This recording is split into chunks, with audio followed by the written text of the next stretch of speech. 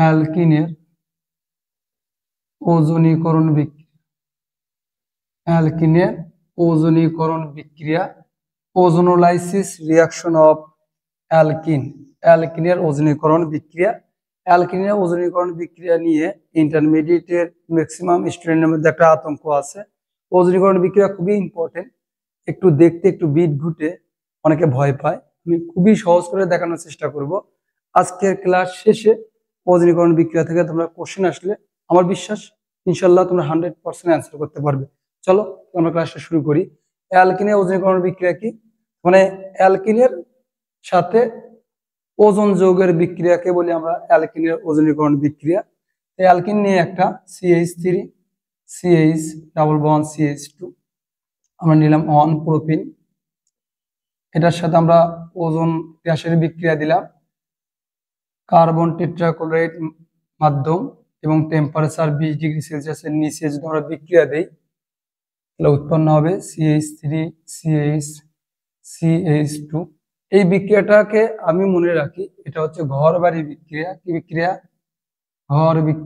ঘরবাড়ি বিক্রিয়া। অর্থাৎ এই বিক্রিয়ার ক্ষেত্রে ঘরবাড়ির মতো একটা প্রোডাক্ট তৈরি হয়। এই জন্য আমি মনে রাখি অ্যালকিনের ওজনীকরণ বিক্রিয়াকে বলা হয় ঘরবাড়ি বিক্রিয়া, বা ওজনীকরণ বিক্রিয়া হচ্ছে ঘরবাড়ি বিক্রিয়া। এই যে ওজন, তখন 3টা অক্সিজেন আছে, তাহলে একটা অক্সিজেন দ্বারা আমরা চাল তৈরি করব ঘরের ছাদ, বাকি 2টা অক্সিজেন দ্বারা আমরা এই যে দেখো ভিত্তি দিলাম আমরা, দেখো তো ঘরের মতো লাগতেছে না অনেকটা। এটার সাথে যদি আমরা জিঙ্কের বিক্রিয়া দেই, জিঙ্ক গুঁড়া নেই, তাহলে এই জিঙ্কের সাথে এই চালটা নিয়ে উড়ে যাবে, তাহলে কি হবে? জিঙ্ক অক্সাইড হবে।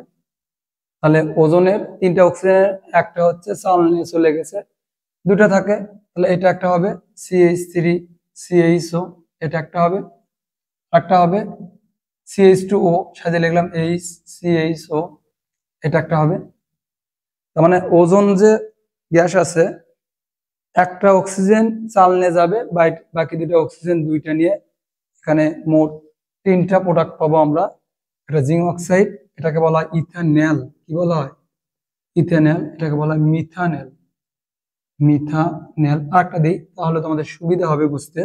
CH3 CH2 CH double bond CH CH3, এটার সাথে যদি ওজনের বিক্রিয়া দিই CCl4, টেম্পারেচার 20 ডিগ্রি সেলসিয়াসের নিচে, তাহলে কিভাবে হবে?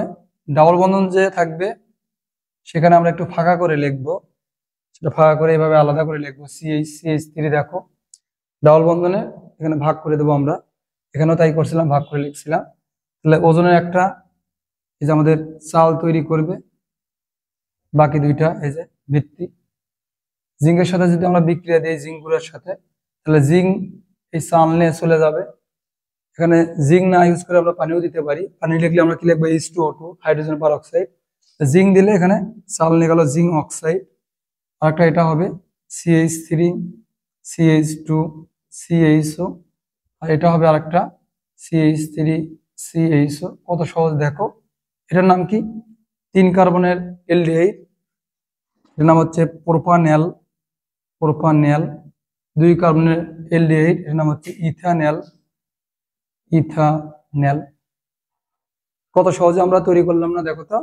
তাহলে এখানে একটা জিনিস একটু খেয়াল করে দেখো, এখানে অ্যালকেন ছিল 3 কার্বনের এবং ডাবল বন্ধন ছিল 1 নম্বর কার্বনে। দেখো 1, এবার সে ছিল 2টা কার্বন, এই ডাবল বন্ধন বরাবর কিন্তু ভেঙে যাচ্ছে। দেখো ডাবল বন্ধন বরাবর ভেঙে যাচ্ছে।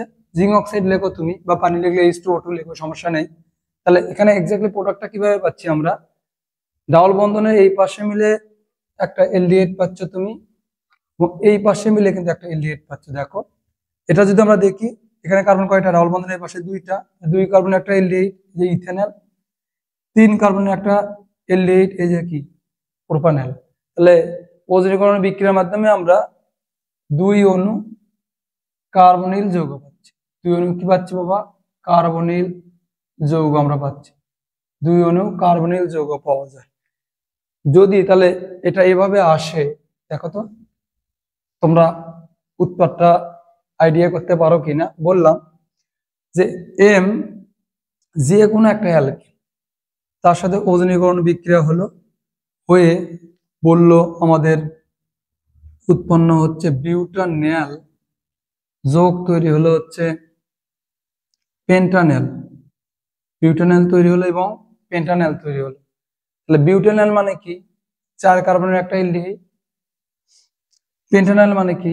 5 কার্বনের একটা এলডিহাইড। তার মানে আমরা বুঝতেছি এম মানে 9 কার্বনের একটা অ্যালকিন হবে। 9 কার্বনের অ্যালকিন মানে কি? Nonene. Nonene, nonene কত হবে? আমরা বললাম যে ডাবল বন্ধন বরাবর একটা হয়, ডাবল বন্ধনের আগে একটা হয়। সাধারণত যে দিক থেকে কার্যকরীমূলক আগে আসে সেদিক থেকে নামকরণ হয়।